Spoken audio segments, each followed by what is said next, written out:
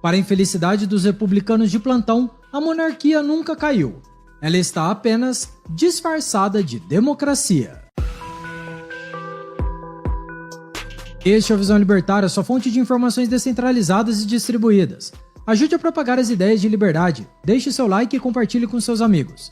Em 15 de novembro de 1889, a monarquia do Brasil foi derrubada por um golpe militar conduzido pelas elites agrárias da época. Isso foi motivado por uma série de fatores. Insatisfeitas com a política imperial, decidiram conduzir um golpe para formar sua própria república. Começou então a Era da República da Espada, conduzida principalmente por oligarcas, militares e elites sob a ideia de formar uma república com os ideais positivistas e fortemente inspirados pelo republicanismo americano.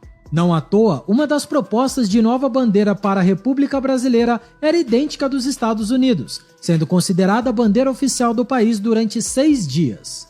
Porém, foi substituída pelo Marechal Deodoro da Fonseca, amigo de Dom Pedro II e o primeiro presidente do Brasil, que inclusive liderou o golpe contra a monarquia. Mas esse vídeo serve para te mostrar que, embora digam que a monarquia levou um golpe, ela permanece sendo o poder predominante deste país. A Casa de Bragança não comanda mais, isso é fato. Contudo, o monarquismo absolutista permanece no poder até hoje. Para começar, comparemos algo tão criticado nos regimes monarquistas: os gastos. Todos nós já vimos imagens e ouvimos falar sobre as peças e os gastos luxuosos das realezas ao redor do mundo, indo desde a Europa até a África. Este último, inclusive, foi palco da coroação mais cara da era moderna, com Jean Bedel Bokassa, querendo imitar a antiga coroação de Napoleão. Inclusive, fizemos um vídeo aqui no canal falando sobre o tema, intitulado "O Africano que se declarou Napoleão, o ditador da África Central". O link está aqui na descrição.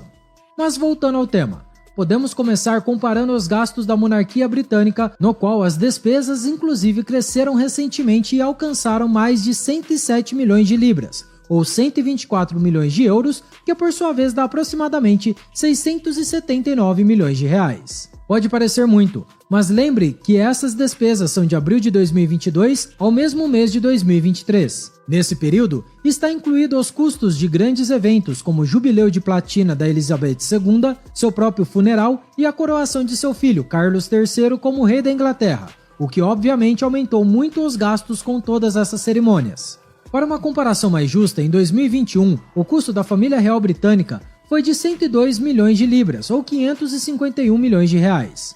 É óbvio que esse gasto enorme é um absurdo, principalmente se pensarmos que isso tudo vem dos cofres públicos e é um investimento para o luxo de uma única família. Por incrível que pareça, a monarquia real britânica consegue se sustentar e até às vezes dar lucro ao país. Para você ter uma ideia, o casamento real do príncipe William em 2011 teve uma estimativa de movimentar mais de 500 milhões de reais, tanto com direitos de imagem quanto com venda de lembrancinhas, além, é claro, do turismo em alta, por conta do evento.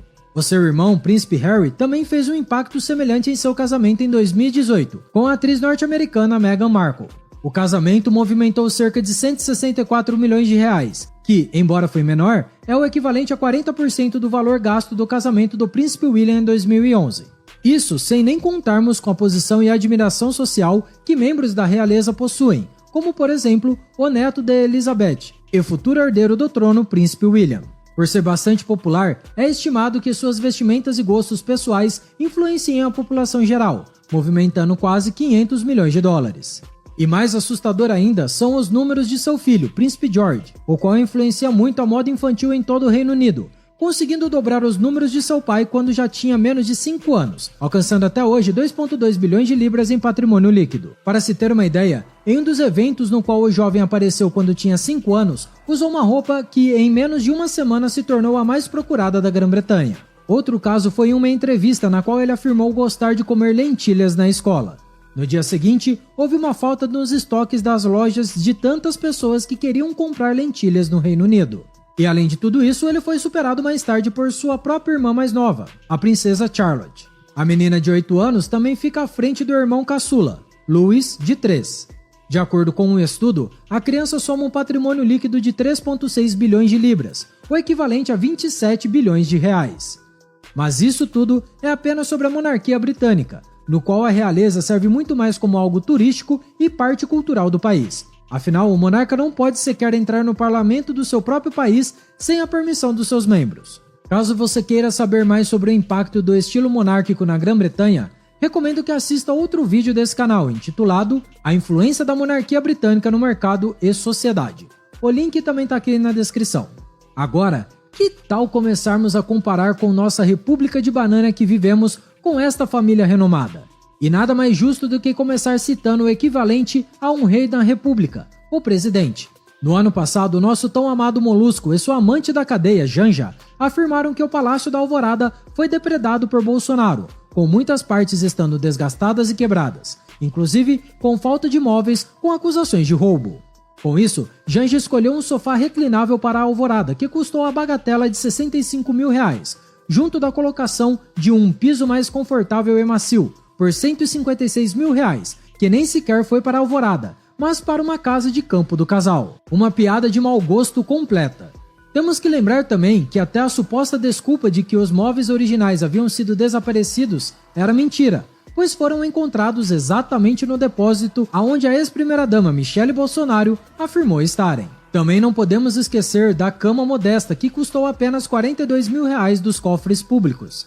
Quem nunca comprou uma cama dessas, não é? Vale até citar a troca que o Lula queria fazer do avião presidencial, o qual foi comprado em seu primeiro mandato por mais de $56 milhões na época, que seria substituído agora por um Airbus A319 ACJ.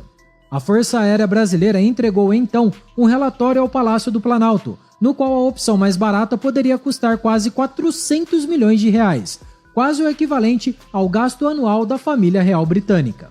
E isso tudo que estamos falando é apenas dos gastos da presidência.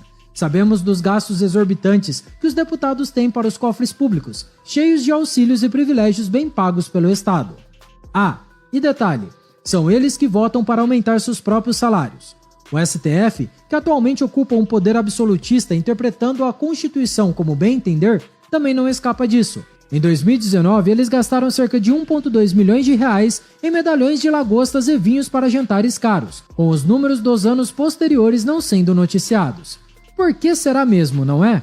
Além de gastos exorbitantes, eles abusam do poder como bem entenderem, afinal, aqui no Brasil, ninguém conseguiu enfrentar com sucesso as autoridades supremas e quase divinas. Contudo, temos Elon Musk, que questionou a censura aplicada por Moraes em muitos brasileiros, com a mídia inteira trabalhando para passar um pano imediato para a situação, acusando o bilionário de ataque à soberania, tal como um ataque a um rei era considerado um ataque contra seu reino ou império. Esses democratas que regem nossa República de Banana têm o poder e gastos tão exorbitantes quanto os de uma monarquia absolutista, morando até em seus próprios palácios. É irônico até mesmo um dos herdeiros da família real brasileira, o deputado Luiz Felipe de Orleans e Bragança, defender muito mais os ideais liberais e de um Estado menor do que a maioria dos que dizem defender a democracia e a liberdade do povo. O Brasil e tantas outras repúblicas corruptas na América Latina e no resto do mundo mostram que o verdadeiro problema dos gastos enormes não é sobre se o país é uma monarquia ou uma república, mas de que isso é algo inerente do Estado. Entram e saem vários partidos e políticos do poder, mas todos sempre mantêm sua sede de controlar e sugar mais a sociedade, seja por puro egoísmo de querer coisas luxuosas à custa dos outros, seja por achar que sabe o que é melhor para a sociedade.